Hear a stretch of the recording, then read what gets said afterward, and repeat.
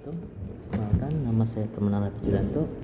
Saya mahasiswa dari Universitas Pelita Bangsa, Fakultas Teknik Industri. Tujuan saya membuat video ini yaitu untuk menceritakan atau tugas dari matkul perilaku organisasi, menceritakan tentang perilaku organisasi di perusahaan saya dahulu.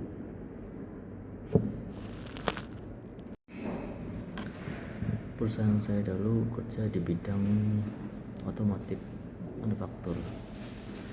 Sebenarnya cerita ini tuh bukan saya yang ngalami, tapi teman saya sendiri yang mengalaminya. Saya melihat langsung di kejadian itu, karena teman saya ini selalu curhat ke saya kayak senior sini itu kayak cuek terhadap anak baru, kayak pelit ilmu. Bisa dibilang ya, dia lebih mentingin diri sendiri daripada anak-anak baru. Karena awalnya dia masuk itu tidak ada kayak untuk menemani itu, dikasih paham sama sekali tidak, tapi langsung diterjunkan di lapangan secara langsung.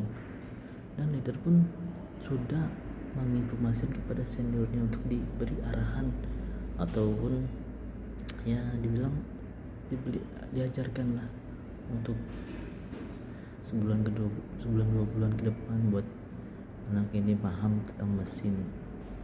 Tapi kenyataannya senior ini pun tidak berkontribusi dengan baik sama anak baru atau teman saya sendiri.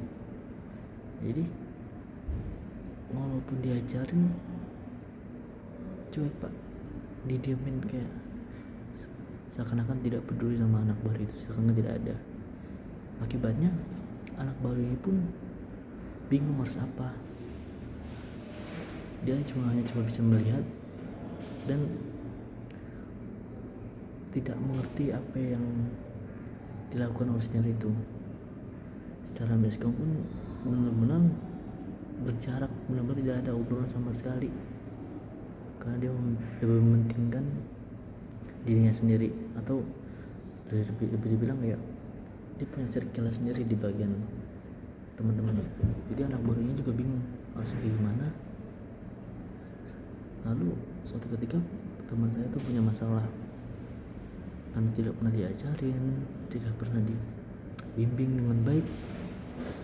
Lalu leadernya menyuruh untuk menyelesaikan trouble di mesin, sedangkan dia belum pernah megang mesin itu. Lalu dia rasa kayak orangnya udah kena mental, kan takut ya. Jadi dicoba hal sendiri, dia mencoba sendiri di mesin itu. Alhasil sejam dia berdiam dong, tidak menyelesaikan apa-apa. Akhirnya produksi dari mesin itu tidak berjalan dengan baik, dan leader pun menyalahkan ke anak baru itu. Kenapa tidak paham, kenapa nggak diajarin gini-gini. Karena dia sering diancam, ditakutin sama seniornya, jadi nggak bisa ngomong. Akhirnya teman saya pun yang beda bagian memberitahu cerita ke leadernya itu bahwa anak baru ini, bagian teknisi ini, dia tidak diajarkan atau tidak dibimbing dengan baik. Akhirnya kan kalau tidak dibimbing itu produksi terhambat dan banyak masalah, baik kerugian dari perusahaan. Akhirnya dirundingin, bagian teknis itu dikumpulin, diberitahu dan diancam seniornya untuk dibimbing dengan baik oleh supervisornya, leadernya. Lalu ya setelah sebulan 2 bulan dibimbing, akhirnya anak ini paham apa yang dikerjakan di area lain. Mungkin itu sih pak ceritanya.